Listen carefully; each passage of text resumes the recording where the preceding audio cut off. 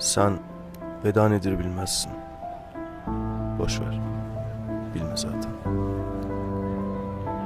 Sen şimdi bin o gemiye. O gemi seni almaya geldi zaten. Almaya, benden uzaklaştırmaya geldi seni.